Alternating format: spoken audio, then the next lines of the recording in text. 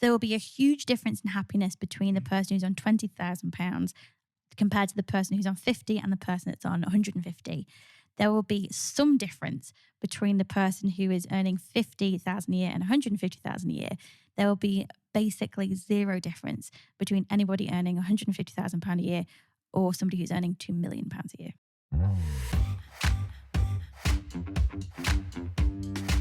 Hello and welcome to the Truth, Lies and Workplace Culture podcast, brought to you by the HubSpot Podcast Network, the audio destination for business professionals. My name is Leanne. I'm a business psychologist. My name is Al and I'm a business owner. And we are here to help you simplify the science of people and create amazing workplace cultures. Welcome back. If you're on YouTube, drop us a comment. Let us know you're watching. We only started the channel a little while ago, like maybe 4 videos ago. So every view we get really excited. Like, Leanne, we've had 2 more views. I'm not sure. I don't know. Mr. Beast must have started at 0. So, he talks about it quite openly. Yeah, how his first few videos got nothing. It's and actually I don't think it even went viral, but got a bit of traction. Was him counting from 1 to 100,000.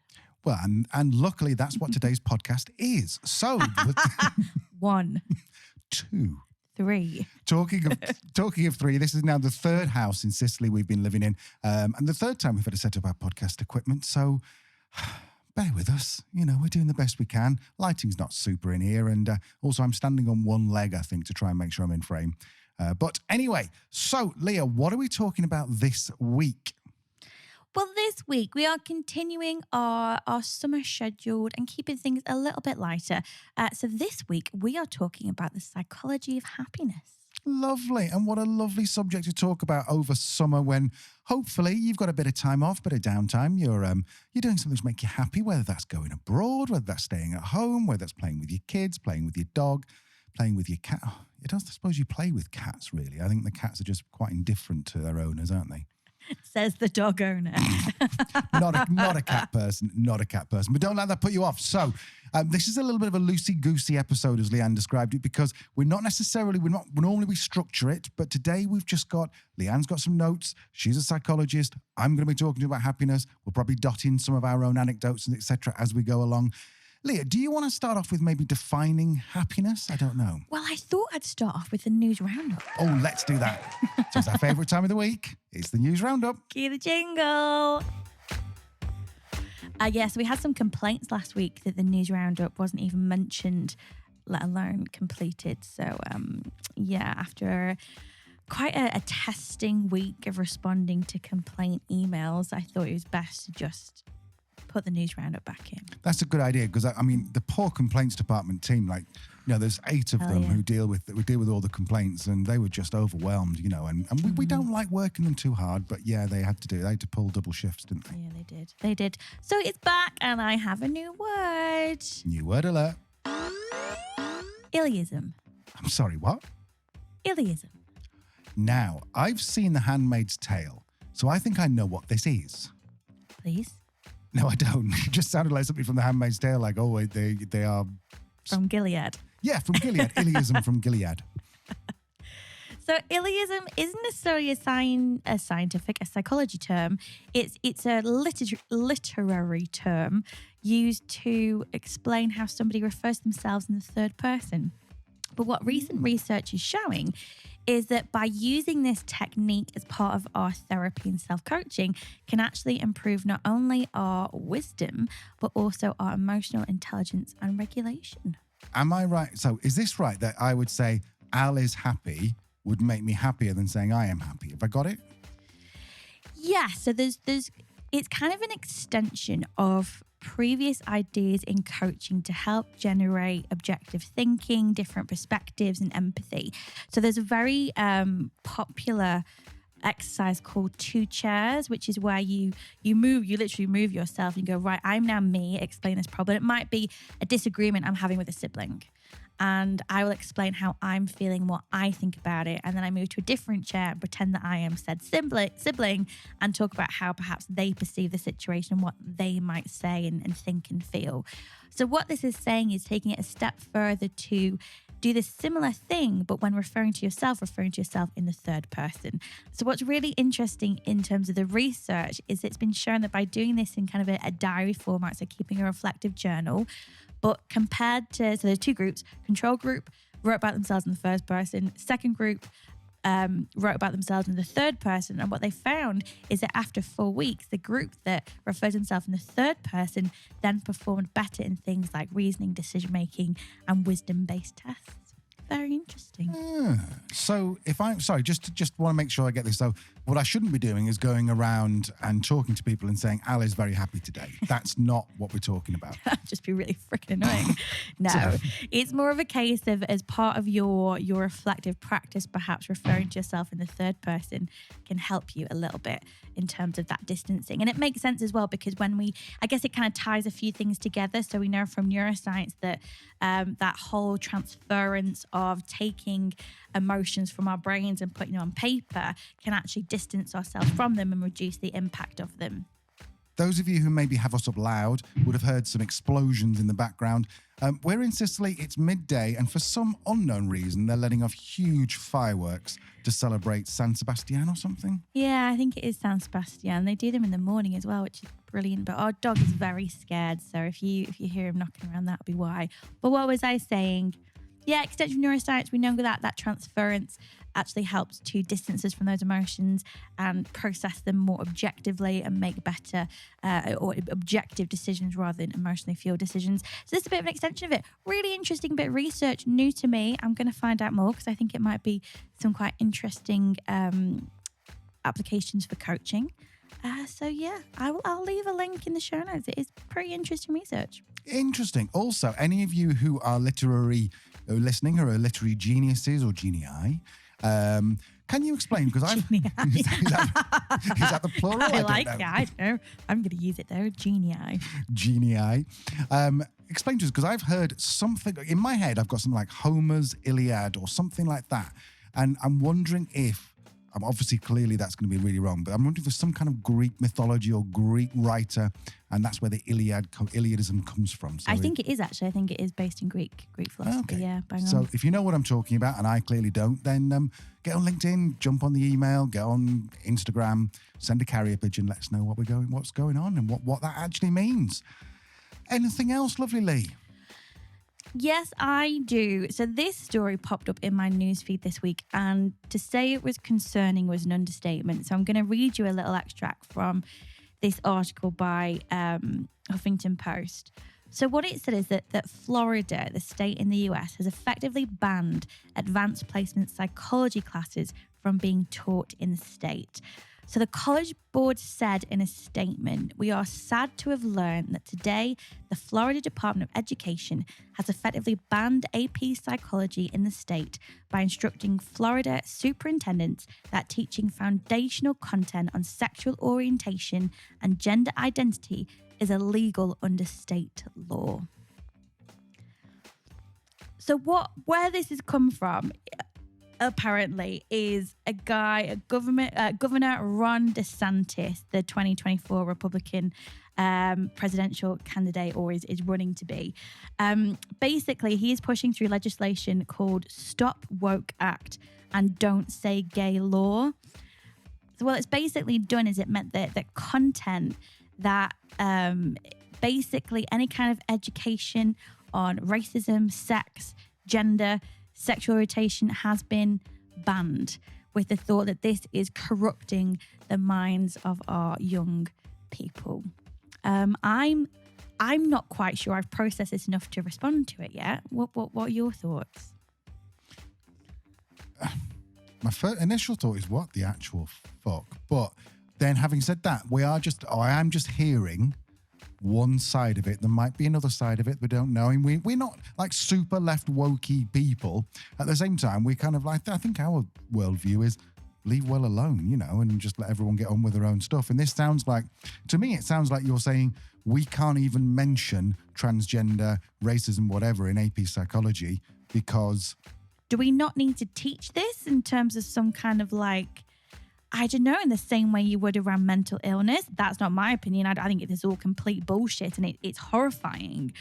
But I guess what I'm not connecting the dots with is that even if you think there is this over liberal syllabus in the education system, by just not talking about it at all doesn't necessarily seem to be shifting the education. It's just censorship, which that's concerning to me.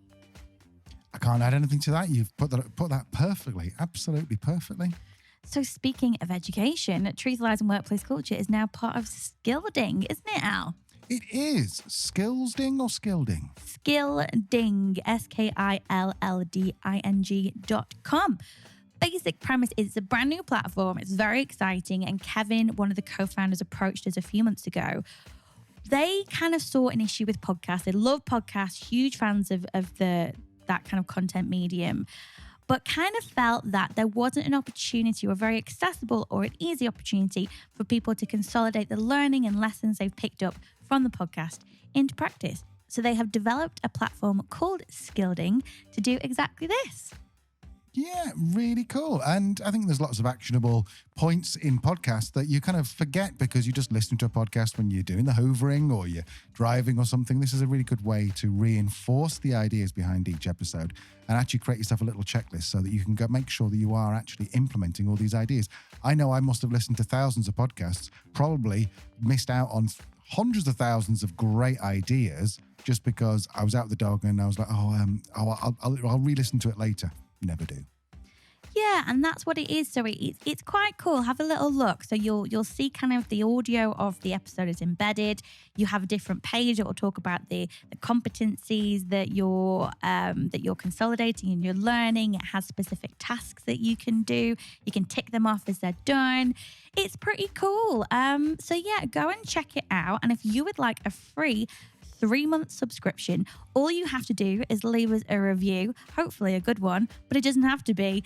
Leave us a review on Apple or Spotify or wherever you listen to your podcast, and we'll pick out 3 winners over the next month and refer you on to Kevin at Skillding for your free 3 months. That's hard to say. Free 3 months. And if you do leave a review, which we hope you do, then just let us know. Drop us an email. You see our email at the bottom of all the show notes, just because otherwise we won't be able to find you because we only see your username. We don't see your contact details if you do leave a review. So just let us know and let us know how you get on with Skillding. Yeah, I hope you enjoy it. We'll see how it all goes. Okay, Leah. So the meat and potatoes of the episode, I think it is. Did we say this was the definition of happiness? I worry that we're excluding vegetarians and vegans by calling it the meat and potatoes of the episode. Is that being a bit too woke? Or? No, I would say that by saying meat and potatoes means there's something for everyone there. There's something for a vegan, something for a fruitarian, there's something for a pescatarian, there's something for a carnivore. Isn't it a euphemism for something else as well, though? Meat and potatoes. That's like meat and 2 veg, I think, is what I think. Completely different, not potatoes. It's about the vegetables. Different idea for very different types of activities, yes. Okay, so back to the content, should we say, rather than meat potatoes. So we are talking today about what is happiness. We've got a psychologist in front of us, although Leanne has said to me before we press record, say, look, I'm a business psychologist, so, this isn't necessarily my, I'm not going to say forte because it is, but it isn't necessarily my specialism. So I know that you've done a little bit of research on this and that we'll be asking you lots and lots of questions. Do we start off with a definition of happiness? Would that be the best way to start? Yeah, this isn't really my area of expertise per se, because happiness is an emotion and the study of emotions is its own thing in psychology. I'm much more familiar with well-being, and you might be wondering why that's different. And I think that is where the definition lies. Happiness is a state. It is emotion. It's something that we feel for certain periods of time and then it goes again. And I think there is this maybe unhelpful pursuit of happiness in terms of that is the state that we should be in all the time. Whereas actually, from an evolutionary perspective, our emotions are a very primitive signaling system. So being happy all the time wouldn't be very helpful for our survival. If we're in, situations where we should be feeling threatened and frightened, that increases our awareness and our reflexes and our fight and flight response. And we need that to stay alive. So happiness is useful in the moment, but to be happy all the time would probably end up in a very early demise. And I think the misconception is that happiness or rather unhappiness and positive well-being can coexist at the same time. So I suppose if you are happy, then people often say, I'm happy, I'm contented. if you're content with something, it means that there's no real incentive to grow, learn, develop skills, etc. So I see what you're saying, that if you are happy in your job and you don't feel any stress, and when I say stress, I mean positive stress, but any kind of like need to grow, to develop, to be better, that's not a great situation to be in as an employee, is it? No, and that's been called rust out before. So Right. this feeling where we feel a sense of complacency in our roles, in our work, because we're not being challenged and we're not being pushed. That might be nice for a period of time, particularly after a period of disruption and change. But in terms of long term, those feelings will very quickly turn into frustration. Okay. So when we talk about the psychology, is there like some kind of psychological theory around happiness? Have we got a formula or something? Is it like that film where he solves the formula on the chalkboard? What's interesting about happiness and other emotions like it, such as joy, and there has been found a difference between joy and happiness. It's all quite complicated, this psychology of emotions. But what is quite interesting about these positive emotions is that until very recently, psychology is very much focused on the human deficit and what's wrong with us. Why are we so fucked up? And that's because that was the need. How do we support people with these mental health challenges? And that in itself was an evolution from it being some kind of paranormal or spiritual, I don't know, what's the word, being possessed in some way, to actually being a human condition and a condition of mental health. So in terms of the focus of psychologists shifting to more positive emotions, that really kind of gained a lot more traction in the late 1990s. And this was because a psychologist called Seligman became the president of the American Association of Psychology, the American Psychology Association. And when he became president, his mandate was to shift the focus of psychology from deficit and surviving to trying to find a way to use psychology to help humans to transition from surviving to thriving, with the viewpoint, very much like we spoke about a few episodes ago with Business and Community and their research into well-being and well-being 2.0, that actually the benefits society will be much, much greater if we think much more and spend much more time on this, this missing majority in the middle that has for a long time been neglected by psychologists and by mental health professionals. And that was the birth of the positive psychology movement. And since then, there has been a lot more funding, a lot more interest in researching emotions and positive emotions such as happiness. So is there a agreed theory? No, of course not, Al, but there's no agreed theory of anything in psychology. It all depends on your approach, what you believe, and also how these theories are standing up to more modern day interrogation. There is a bit of an issue around replication in the psychology world at the moment. Very famous studies that have failed to be replicated. So those theories, long accepted theories, are starting to be questioned. So it is a challenge. But there are some kind of typically agreed observations when it comes to happiness. And the first is around brain chemistry. So this brain chemistry, I've heard of these phrases like dopamine, Serafinovich. I've heard of them. I don't. Stephanie Serafinovich. I don't really Serbian know. tennis player, no? Are they? So you got me there.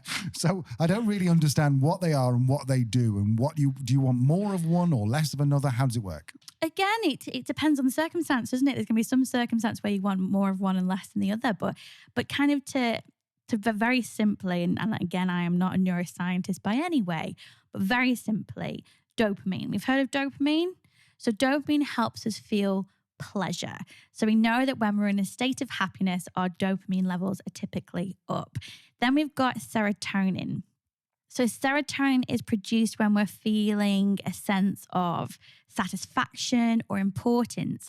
So when you think about those things in terms of then reflecting in what we might feel as happiness, maybe not necessarily, you might have achieved a really challenging goal at work. I think that feeling satisfied is different to maybe feeling happy. I don't know. What do you think? Well, I was going to give you a couple of examples. So, for example, happiness. So dopamine helps you feel pleasure. So if you let's say you've been craving a KFC, for example, and then you get it and you have that first bite, you'd get dopamine from that. But you wouldn't necessarily get, what was the other one, the satisfaction one? Serotonin. You wouldn't necessarily get serotonin unless you felt like satisfied. So for example, if you've got a project at work, then it might be really hard work. It might be really stressful. But when it's finished, you have this serotonin because you feel satisfaction. You might not necessarily have got any dopamine during that project, but you still have this satisfaction. Is that right? Yeah, absolutely. Absolutely. Yeah. So it's all these kind of chemicals working together to give us, I guess, what would be the overarching positive state of emotions. But would we necessarily call that happiness? And that, again, is subjective as well, isn't it? So yeah, serotonin may well play a role. And then next we have oxytocin. So oxytocin produces feelings of love, love and connection. Oh, so you'd have oxytocin at Burning Man. You'd have oxytocin if you did MDMA. You'd have do not do MDMA. That's not a good idea. You'd feel that when you're back with your family at Christmas, or you're out with your partner and having it in a beautiful meal. Is that the sort of thing?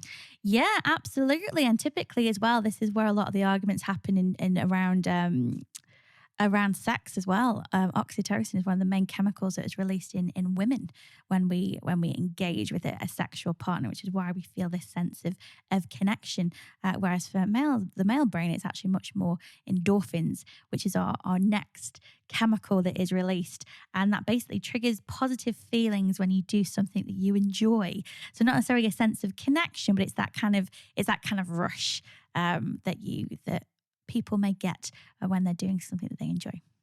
Okay, so these four, I'm looking down at the notes I've just made, but these four are dopamine, serotonin, oxytocin, and endorphins. So shall we just go through a work example and see if we can apply those four to a work scenario? Yes. So if we're talking about someone who is, they're a coder, because that's relatively easy to get your head. So you're building a piece of software or an app or something like that. So your dopamine will give you pleasure when guessing when you're planning it out and you're envisaging what the actual app is going to do and how cool it's going to be. That would be dopamine. I think that might be more serotonin, because I think dopamine is very much pleasure. It's that feeling of indulgence that's gonna raise dopamine perhaps a little bit more. Whereas serotonin is that sense of satisfaction, maybe that feeling of importance because you're doing important work, or you feel that you're the only competent person to do said work, or the endorphins because you're actually engaging in a task that you really enjoy. That makes sense. And so in the work environment then, so this idea of oxytocin, which produces feelings of love and connection, is that inappropriate in a work environment? Or is that like part of a team? Do you get that from part of a team? Absolutely, yeah. When, love and connection aren't always romantic or sexual. They can be, those relationships that we have with friends, that we have with people that we respect, that we have this sense of belonging in our work, people who believe in the same things that we do.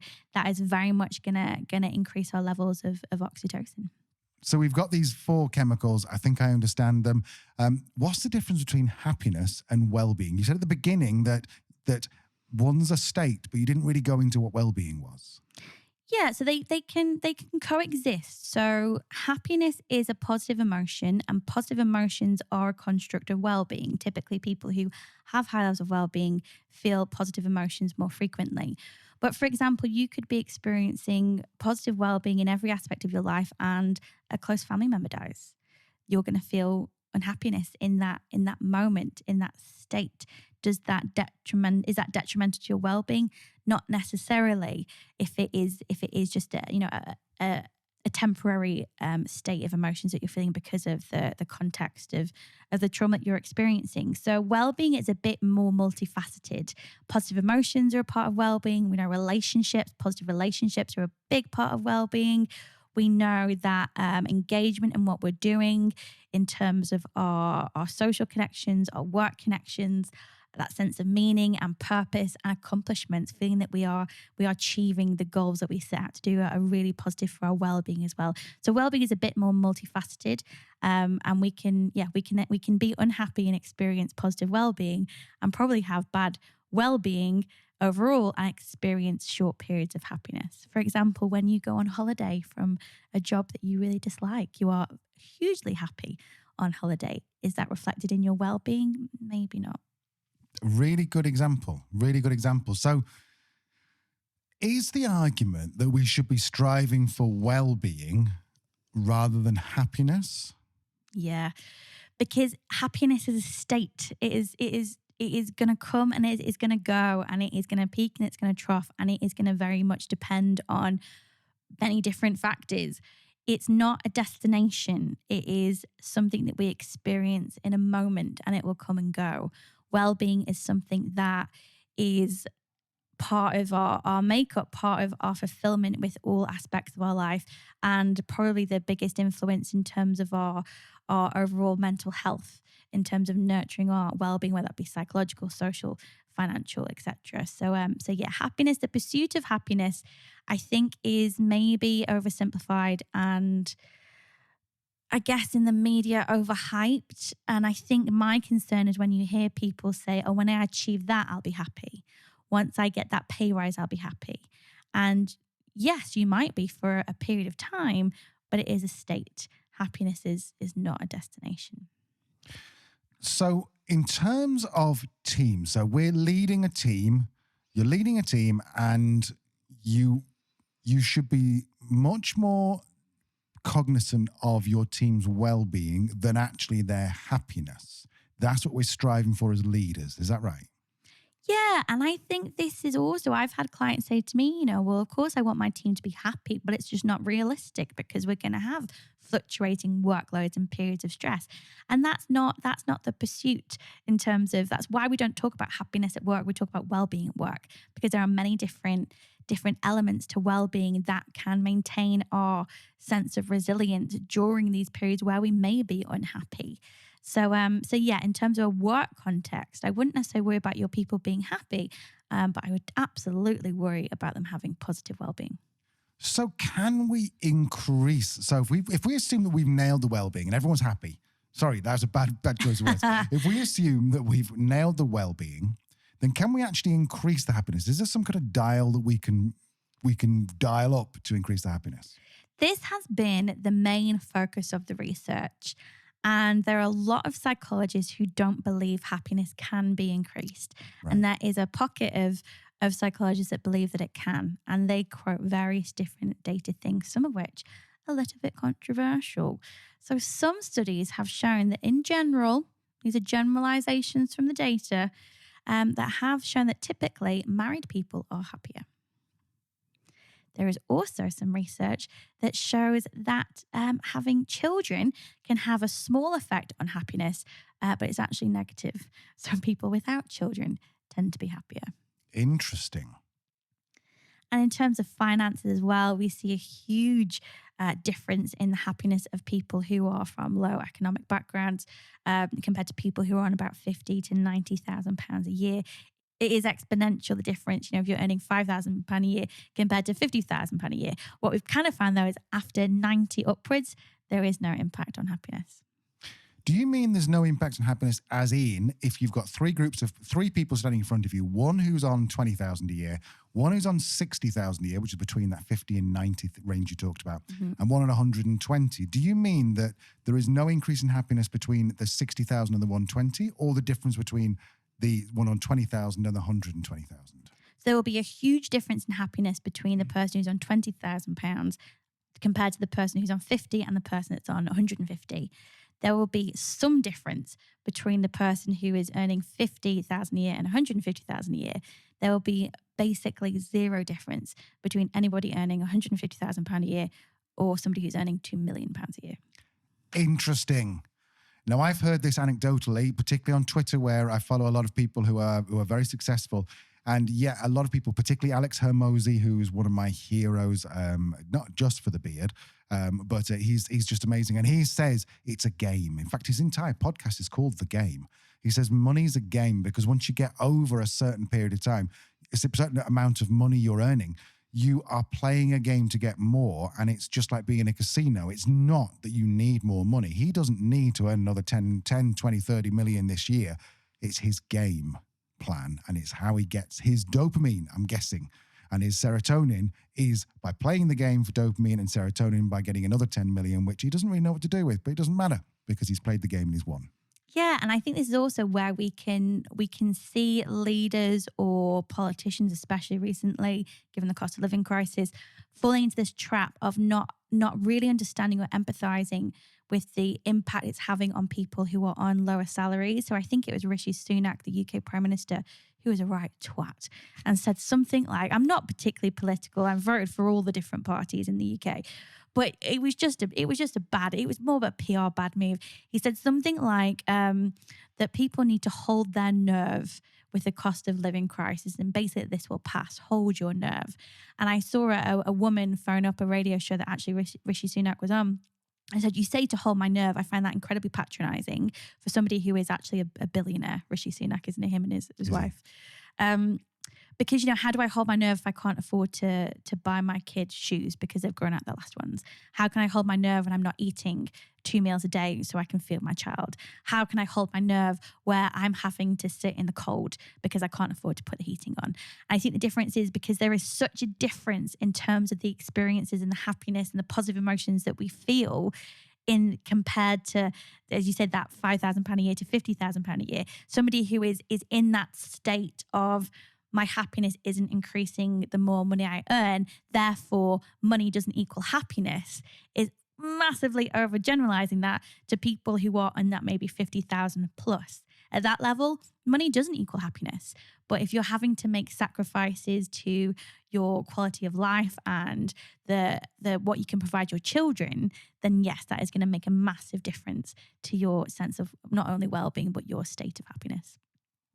Can I ask you then, because I know people who have ticked the boxes of all the happiness, but they're still miserable bastards.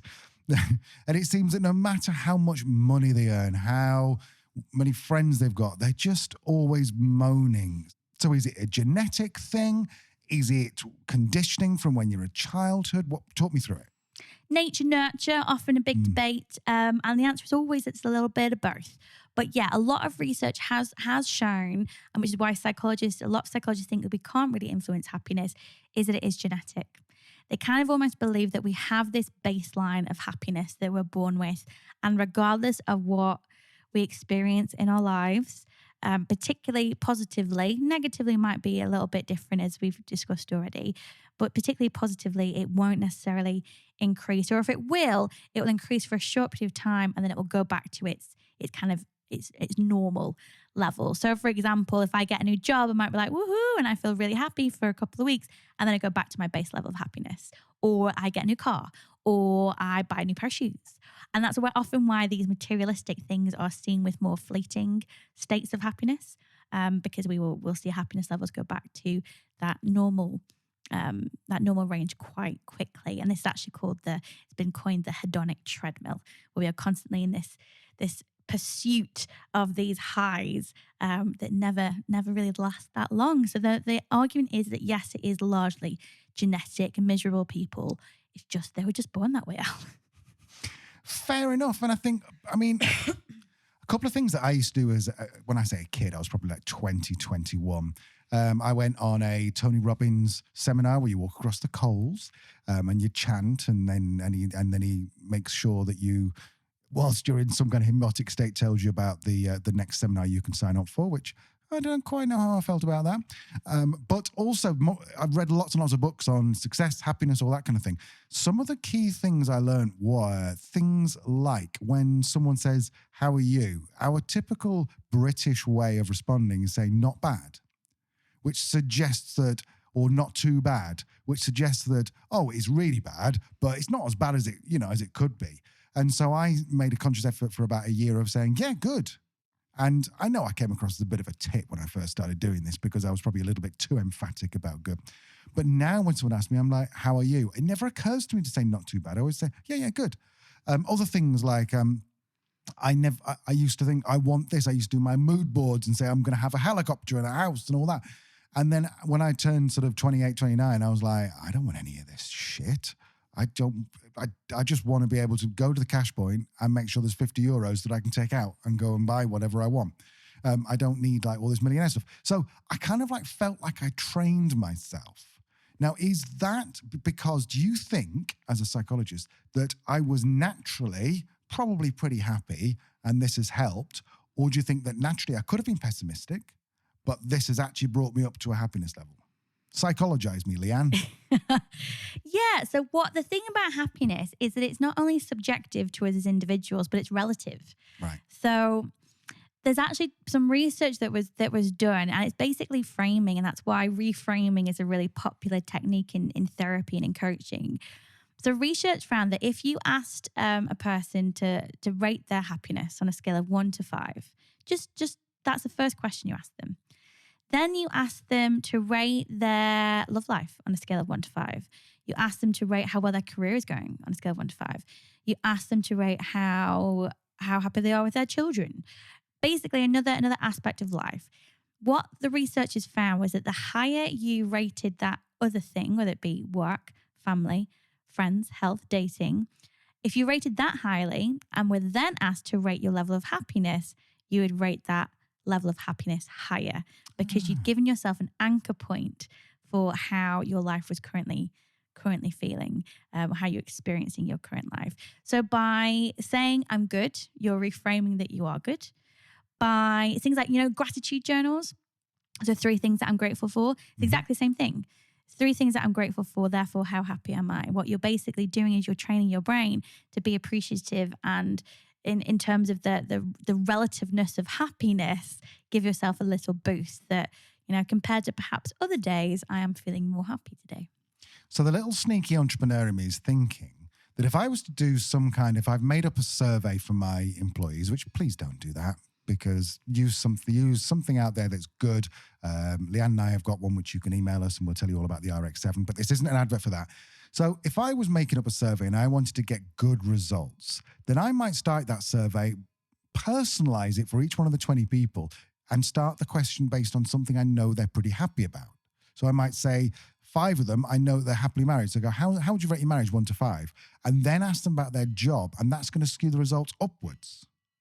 Potentially, yeah. I mean, it might be weird to ask your employees about how happy they are in their marriage, but you could, for example, say if you just given everybody a round of bonuses, you could say, how happy with your financial payback right now.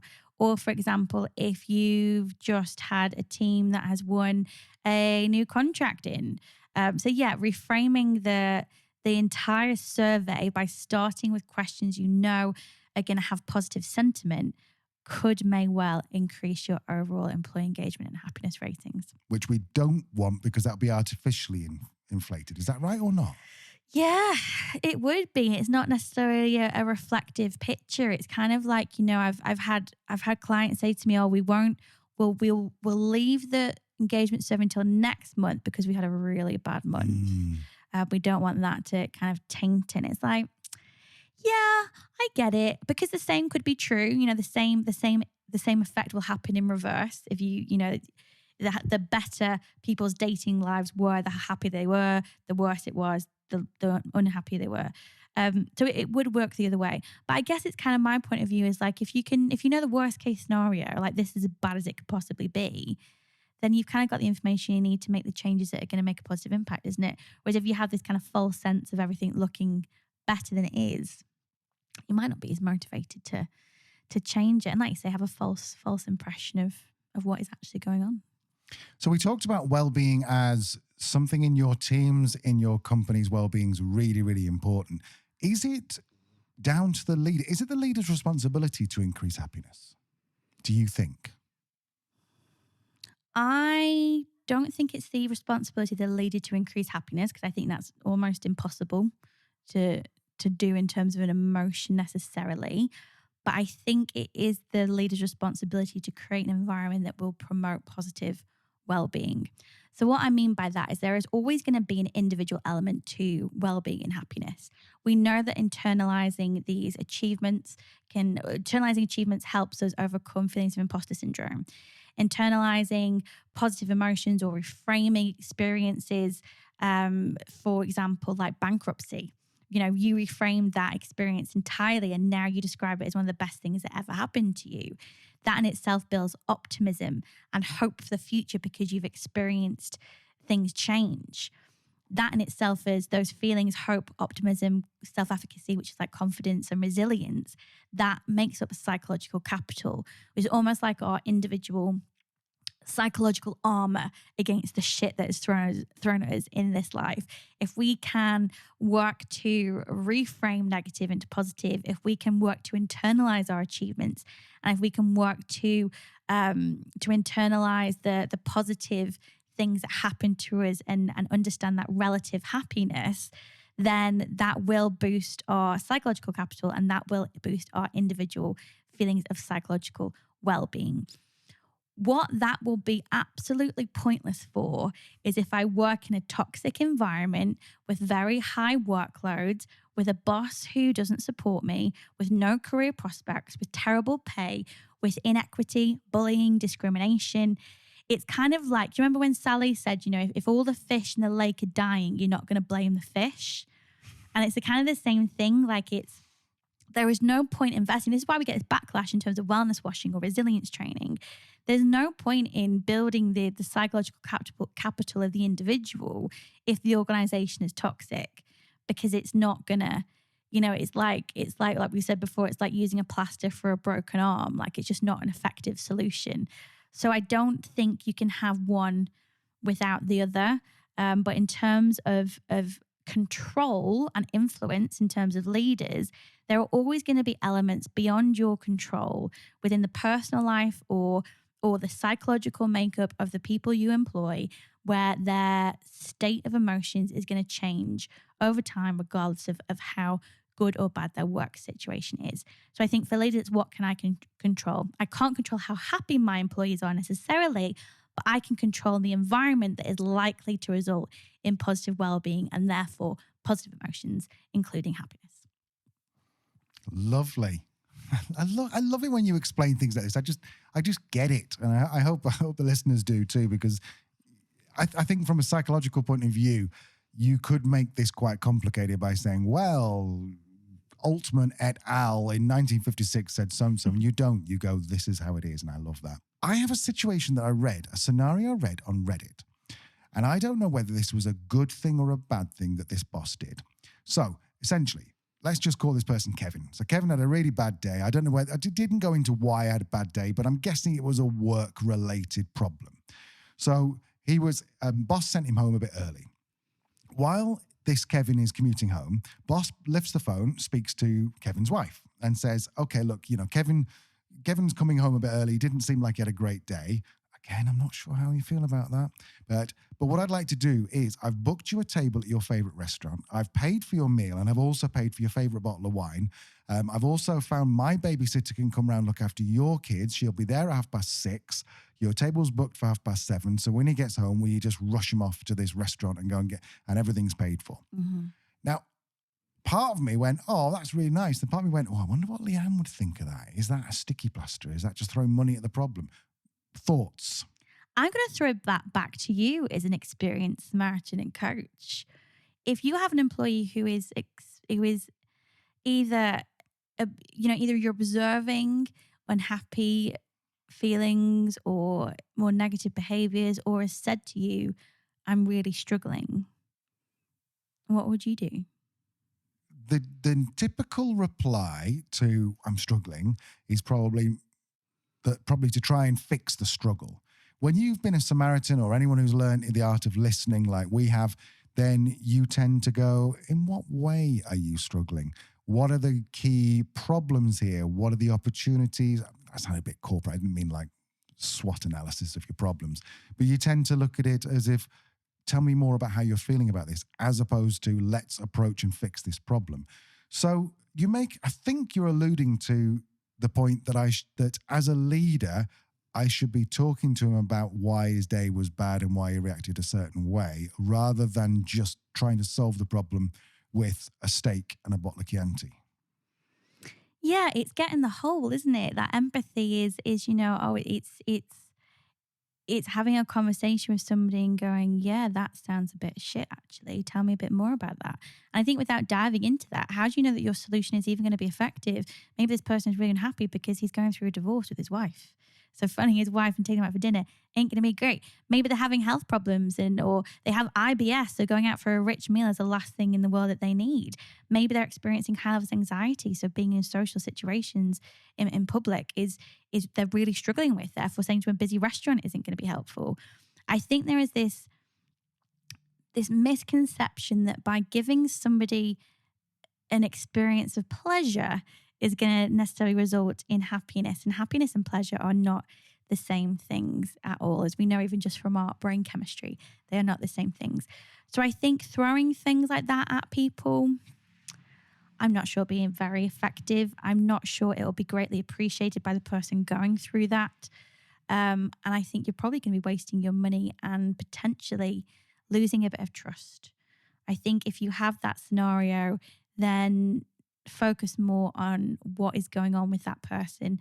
It's a bit like when we were talking to Jason from Headspace on Wellbeing 2.0. He said, as a manager, you don't take accountability for the problem or the solution.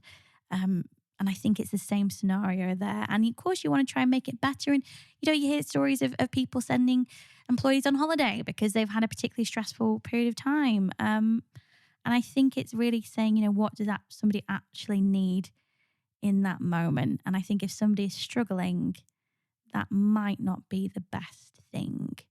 I don't know. Maybe there are people listening out there who are experiencing burnout at the moment, who are on holiday, and they're maybe starting to come to this realization that actually this isn't going to be the fix.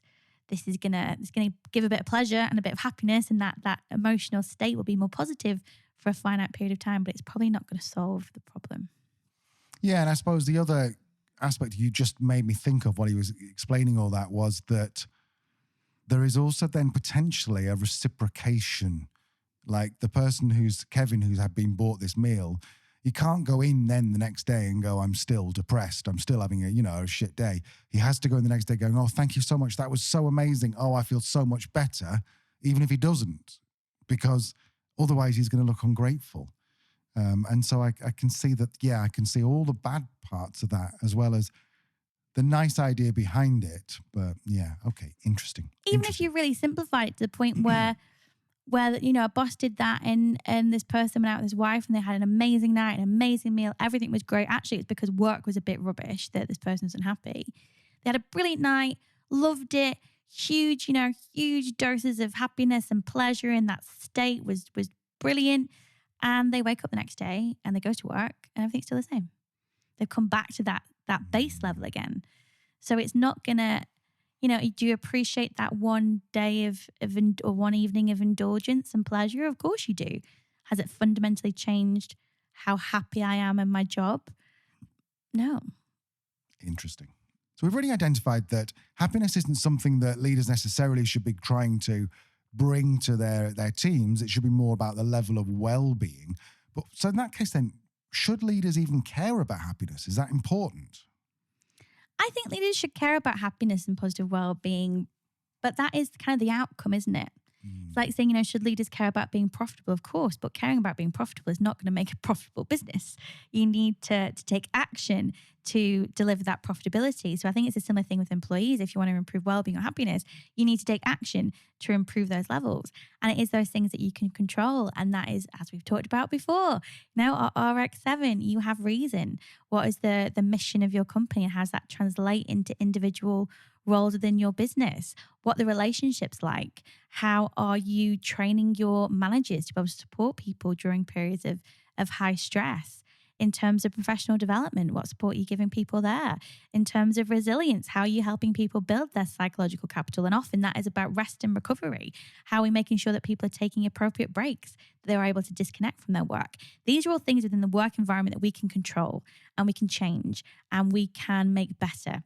And these are the things that we know through research and through lots and lots of data translates to more positive feelings of well-being, fulfillment, employee engagement, and from a business perspective, more revenue, more profit, happier customers, lower attrition, lower retention, lower absenteeism. It is just good for business. So I think, should I care if my people are happy? Yes. But in terms of your world of control, happiness it's worth remembering that happiness and well-being is the outcome. Interesting. Okay.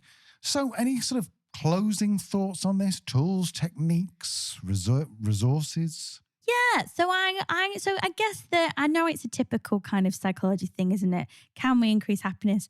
Yeah, maybe. Kind of. It depends. We can, and there are things that have been shown to improve our happiness, or our state of happiness throughout the day. So I've got a few that maybe you might want to think about in terms of your organizational structure, in terms of your individual practice.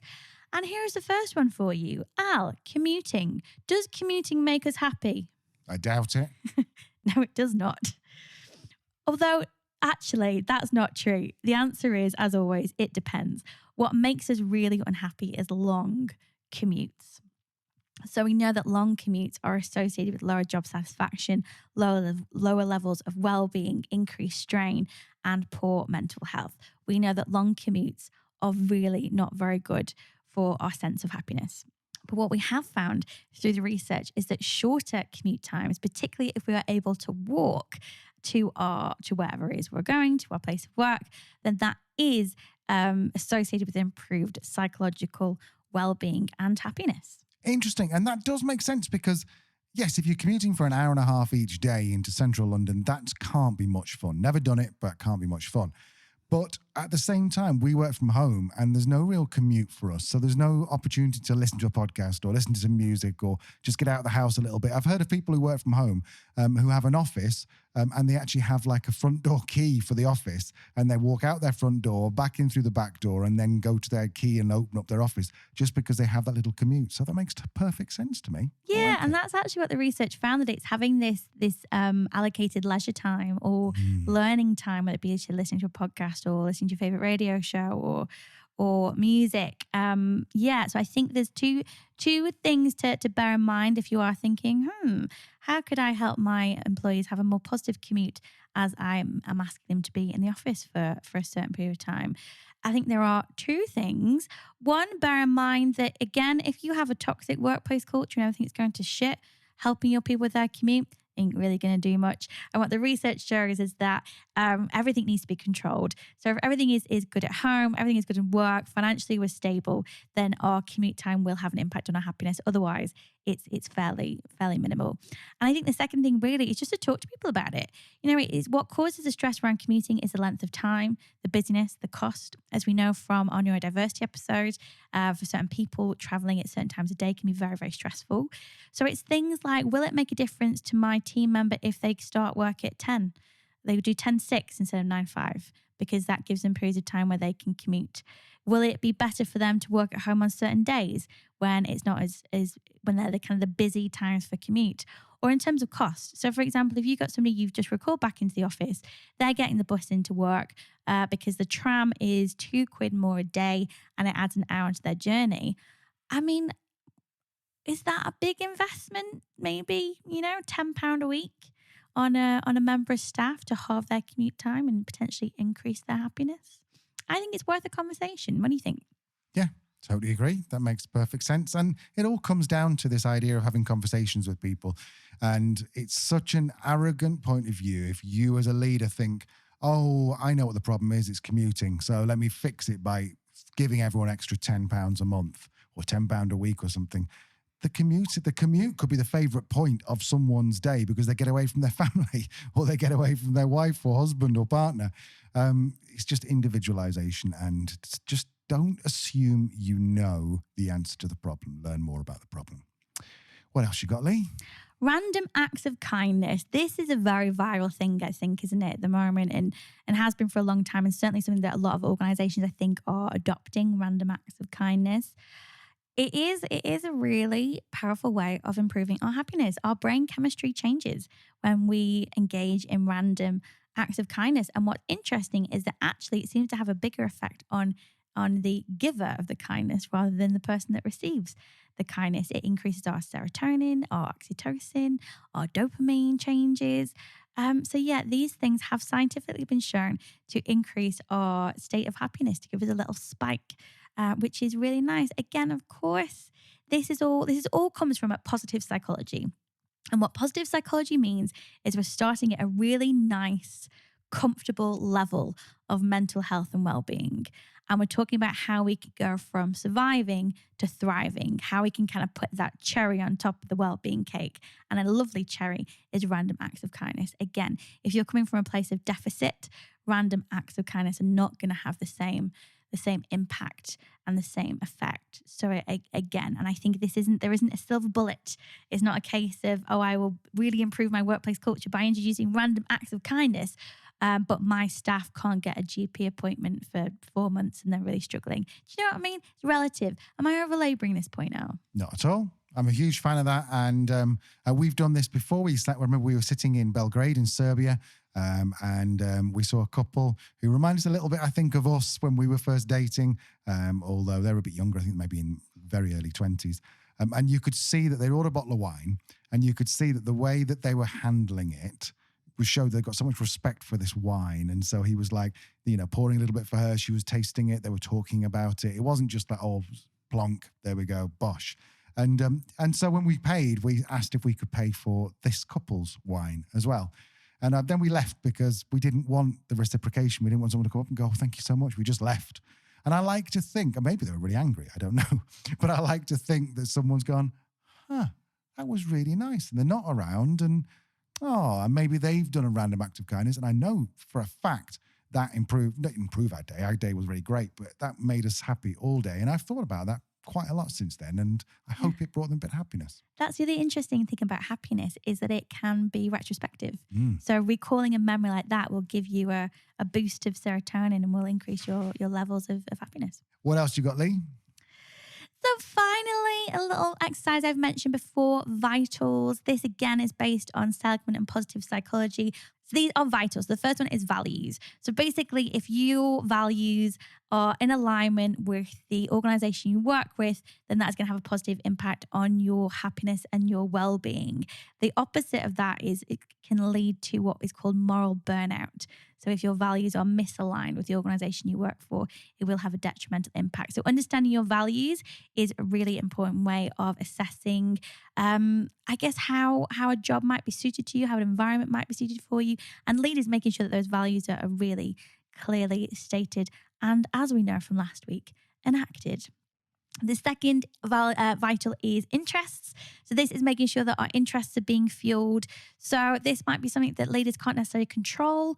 But for example, there are lots of people who might have certain interest in charitable organizations or in volunteering or interest in terms of sports. You might have a sports club at work. Basically making sure that our interests are being fulfilled is really an important part of our well-being. Then we have temperament. So this is really kind of about how typically our emotions are. So if typically I'm a pessimistic person, then you might not want to put me in a role where I'm very customer facing and need to be happy and jolly all the time. Similarly, if I am very quick to anger, you might not want to put me in the complaints department.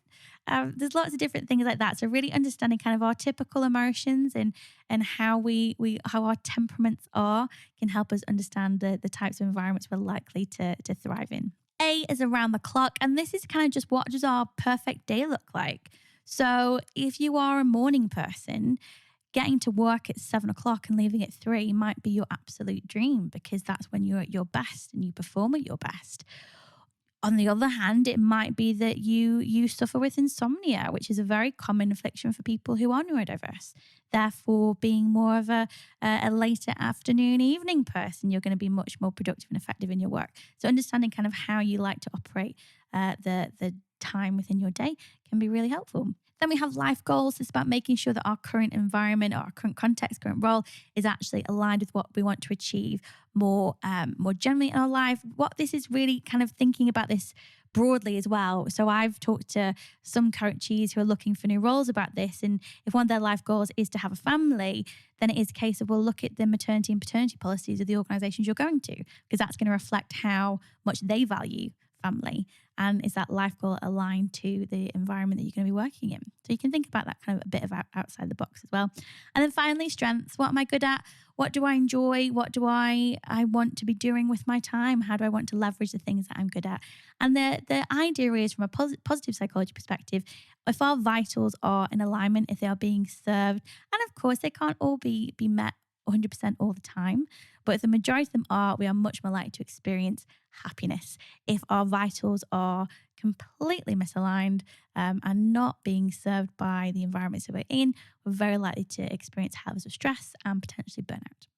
Yeah, so it's based on a model by Seligman, but it was Dr. Audrey Tang who used this exercise in her book, The Leader's Guide to Resilience. Fabulous. So I hope we've comprehensively covered happiness. Is there anything we've left out, Lee? I think the last thing I would say is that happiness is definitely something that can be, I believe it can be increased, but I think it's more a case of mindset and a mindset that can be trained, like you were saying before. And I think a really useful thing to do as a leader is to think about reframing. And I know we've used that term a lot. And reframing is really kind of taking something that initially you perceived as negative and trying to reframe that as the opportunity. And that even might be somebody leaving your organization. How can you reframe that as an opportunity? Could it be to shake up the team, to bring in new talent, to potentially outsource that part of that role in your business to save money or improve efficiency? And I think this, and you could approach it as a SWOT analysis, actually. That might not be a bad thing to do and quite an accessible thing for business leaders to do that on maybe a change that has been out of your control. Because we talked about before, change is external. The psychological transition we need to go through to accept the change is a much slower and more laboured process. So that would be my advice as well. If you're sat on your lounge, and maybe start to see if you can reframe some things that perhaps you perceived as negative and how they may actually be a point of opportunity. Absolutely. And from a personal note, I think regular listeners will know, and if you've listened to our other podcast, A Sideways Life, you'll know that we lived that life a little bit differently. Over the last 10 years, traveled to 46 different countries, 200 Airbnbs and hotels. What's interesting is we've been to places like Myanmar or Myanmar, I'm not sure exactly how people say it, but we've been there, and there was a fair amount of poverty, but people were generally just so happy. Same with India, whereas you go to places that are prosperous, Germany, Luxembourg, perhaps not quite the same levels of happiness. So, money isn't everything. People learn to be happy almost regardless of what their situation is if they decide to be happy. And my parting words would be, when it comes to your happiness or the happiness of your team, focus on the things that you can control. These are the things that are going to empower you to really take ownership of your own well-being and mental health and ultimately happiness. Focus on the things that you can control. The rest is just noise. I love it. We came up with an idea called the ellipse of give-a-shittery. And you get these two Venn diagrams, and one of them is things you can control. One of them is things that you care about. And then that little bit in the middle, the ellipse in the middle, that is the only thing you should be thinking about on a daily basis, because you might care about the environment, but if you can't control it directly, don't worry about it. Just be happy. Okay, so next week is an exciting week, because if you look at our episode number, you're going to see next week is episode 52. Means we've been doing it for 12 months. Yay! It's our birthday. It's our birthday, and I think Leanne has arranged some treats and stuff for us, not for you. No. Just a few things to give us a hit of dopamine, Al, to give us a sense of pleasure. Maybe some endorphins, some things that we find joy in, that we enjoy to engage in, which will be suitable for YouTube. Yes. So we're talking about chocolate and what's-its, aren't we? Which it sounds a little bit weird anyway. So let's leave it there, and we will see you next week for our 52nd episode, our birthday. Very excited, and stay happy. Be happy. Bye for now. Bye.